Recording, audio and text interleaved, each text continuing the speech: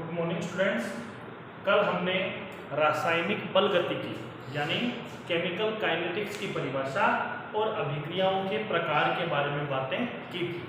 क्या था कि रसायन विज्ञान की वो शाखा जिसके अंतर्गत किसी रासायनिक अभिक्रिया की क्रियाविधि, अभिक्रिया के वेग और वेग को प्रभावित करने वाले कारकों का अध्ययन किया जाता है, वो रासायनिक बल गतिकी कहलाती है। रासायनिक बल गतिकी के अंतर्गत आज जो अपन टॉपिक स्टार्ट कर रहे हैं वो है रेट ऑफ ए रिएक्शन, यानी रासायनिक अभिक्रिया का वेग या रासायनिक अभिक्रिया की दर। प्यारे बच्चों, अगर अपन देखते हैं कि किसी भी रासायनिक अभिक्रिया में अभिकारक, जिनको आर का मतलब क्या होता है, रिएक्टेंट, आर का मतलब क्या है, रिएक्टेंट, अभिकारक, और ये किस में कन्वर्ट होते हैं, ये प्रोडक्ट्स यानी उत्पाद में कन्वर्ट होते हैं। एक बात हमेशा ध्यान में रखनी है कि जैसे घर के अंदर हमारी मम्मी खाना बनाती है तो खाना बनाने के लिए या रोटियां बनाने के लिए आटा गूंदना पड़ता है। तो यदि आटे को अपन अभिकारक मानते हैं तो उत्पाद के रूप में किसको लेंगे, जो चपाती या रोटी तैयार होती है वो प्रोडक्ट हो जाएगा। तो आप भी क्या देखते हो रोज कि आटा लगातार कम होता जाएगा, रोटियां लगातार क्या होती जाती हैं, बढ़ती जाती हैं। उसी प्रकार से किसी भी रासायनिक अभिक्रिया के दौरान अभिकारक जो होते हैं वो कच्चे माल की भांति कार्य करते हैं, यानी उनके मान में लगातार क्या आएगी, कमी आएगी, और उत्पाद जो है उनकी मात्रा लगातार क्या होती जाती है, बढ़ती जाती है। क्यों? क्योंकि अभिकारक ही उत्पाद के रूप में परिवर्तित होते हैं। अर्थात किसी भी रासायनिक अभिक्रिया में अभिकारकों की सांद्रता में भी परिवर्तन आता है, मात्रा में परिवर्तन आता है, और उत्पाद की सांद्रता में भी क्या आता है, परिवर्तन। तो अपन परिभाषा क्या लिखेंगे कि किसी रासायनिक अभिक्रिया में अभिकारकों एवं उत्पादों की सांद्रता, जिसको अपने सी से विलियन वाले टॉपिक में, विलियन वाले चैप्टर में मैंने आपको सांद्रता के बारे में बताया था। अभिकारकों और उत्पादों की सांद्रता में समय के साथ होने वाला जो परिवर्तन है वो क्या कहलाता है, अभिक्रिया वेग। यानी अभिक्रिया के वेग को अपन आर का मतलब होता है रेट यानी दर, तो आर बराबर क्या हो जाएगा, क्रियाकारकों या उत्पादों की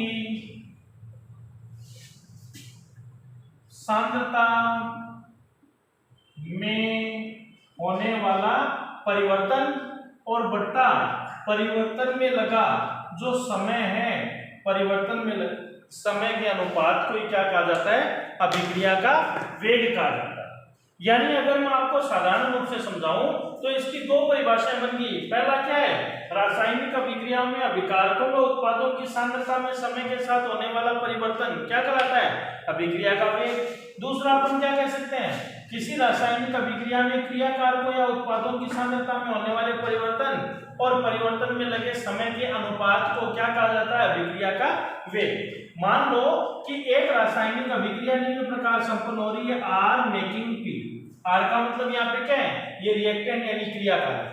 पी का मतलब क्या है, प्रोडक्ट्स यानी उत्पाद, यानी अभिकारकों की सांद्रता घट रही है और उत्पादों की सांद्रता लगातार क्या हो रही है, बढ़ रही है। मैंने क्या किया, मान लिया T1 टाइम, शुरुआत में जब अभिक्रिया के दौरान हमने सांद्रता को नोट करना प्रारंभ किया तो T1 टाइम के ऊपर मान लो मैंने नोट किया अभिकारकों की सांद्रता कितनी है, R1, और उत्पादों की सांद्रता कितनी है, P1। ओके, अगर मैं दूसरे समय कुछ समय पश्चात नोट करता हूं तो अभिकारक की सांद्रता क्या होगी, मान लिया R2, और उत्पाद की सांद्रता क्या होगी बच्चों, P2। तो अकॉर्डिंग टू द डेफिनेशन, परिभाषा के अनुसार R यानी अभिक्रिया का वेग बराबर क्या आ जाएगा, अगर क्रियाकारक के अनुदिश अपन लेते हैं तो क्रियाकारकों की सांद्रता बाद में कितनी है, R2, पहले कितनी है, R1, बाद समय में कितना लगा, T2 में से क्या कर देंगे, T1 को माइनस। अगर उत्पाद के अकॉर्डिंग में इसकी का सूत्र बनाता हूं तो उत्पाद के अकॉर्डिंग इसका सूत्र कैसा बनेगा, उत्पाद की P2 टाइम पे सांद्रता कितनी है, P2, पहले कितनी थी P1 और समय कितना लगा T2 माइनस T1। तो अपना सूत्र क्या बन जाएगा R बराबर डेल, डेल का मतलब परिवर्तन, कमी हो वृद्धि हो दोनों किसको निरूपित करती है, परिवर्तन को दर्शाती है। तो del R upon del P, या उत्पाद के अकॉर्डिंग लेंगे तो del P upon del T, और दोनों को कॉमन लेते हैं तो del C upon del T। यहाँ C का मतलब क्या है, सांद्रता, वो चाहे क्रियाकारक की हो चाहे उत्पाद की हो। R, अब चूंकि यदि अपन सांद्रता और समय के बीच में ग्राफ खींचते हैं, if we draw a graph between concentration and time, इस एक्सिस पे तो मैंने लिया सांद्रता, इस एक्सिस पे मैं क्या ले रहा हूं समय, तो अभिकारकों की सांद्रता आपको पता है समय के साथ घटेगी, तो घटेगी उसके लिए ग्राफ कैसा आता है, इस प्रकार का प्राप्त होता है। उत्पाद के लिए अगर आप ग्राफ खींचोगे तो कैसा आएगा, इस प्रकार का, यानी this is the concentration of reactant and this is the concentration of product. ये अभिकारकों की सांद्रता है और ये किसकी सांद्रता है, उत्पाद की। लेकिन एक समय ऐसा भी आता है जब अभिकारक और उत्पाद दोनों की सांद्रता बराबर हो जाती है, उस स्थिति को अपन क्या कहते हैं, साम्यावस्था, इक्विलिब्रियम। क्या बोलते हैं बच्चों, साम्यावस्था। यानी यहाँ ग्राफ से आपको क्या समझ में आ रहा है, ग्राफ का कह रहा है कि अभिकारकों की सांद्रता में लगातार क्या होती है, कमी, लेकिन अंत में कमी क्या हो जाती है, कांस्टेंट हो जाती है, नियत हो जाती है। उत्पाद की सांद्रता में भी क्या हो रही है, वृद्धि हो रही है, जो लास्ट में क्या हो जाती है, नियत हो जाती है। ये नियत मान जो है ये आपको बता रहे हैं कि किसी भी अभिक्रिया को केवल स्टार्ट किया जा सकता है, वो कभी भी समाप्त नहीं होती।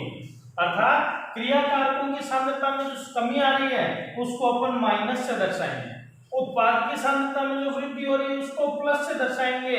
यानी सूत्र क्या बनेगा, R is equal to plus minus del C upon del T। अगर अभिकारक के अंतर्गत लेते हो माइनस का चिन्ह, क्यों, सांद्रता घट रही है। उत्पाद के अनुदिश लेते हो प्लस का चिन्ह, क्यों, क्योंकि सांद्रता बढ़ रही है। तो अपन अगर कॉमन फॉर्मूला लिखते हैं तो R is equal to plus minus del C upon del T।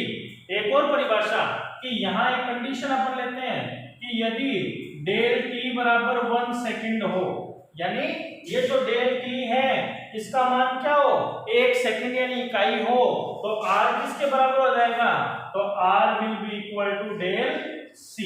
यानी एक परिभाषा और बन सकती है, एकांक समय में या इकाई समय में क्रियाकारकों या उत्पादों की सांद्रता में परिवर्तन को ही क्या कहा जाता है, अभिक्रिया का वेग। तो तीन परिभाषाएं हमने इससे निकाली है। कौन कौन सी, क्रियाकारकों या उत्पादों की सांद्रता में परिवर्तन की दर अभिक्रिया का वेग कहलाती है, क्रियाकारकों या उत्पादों की सांद्रता में होने वाले परिवर्तन और परिवर्तन में लगे समय के अनुपात को भी क्या कहते हैं, अभिक्रिया का वेग। और थर्ड डेफिनेशन जो है वो है यदि एकांक, एकांक का मतलब इकाई सेकंड, एकांक समय में या इकाई समय में क्रियाकारकों या उत्पादों की सांद्रता में होने वाला परिवर्तन क्या कहलाता है, अभिक्रिया का वेग। तो इस अभिक्रिया के वेग की जो सामान्य परिभाषाएं थी वो हमने पढ़ ली है। कल अपन बात करेंगे types of rate of reaction, यानी अभिक्रिया वेग के प्रकार की। Thank you.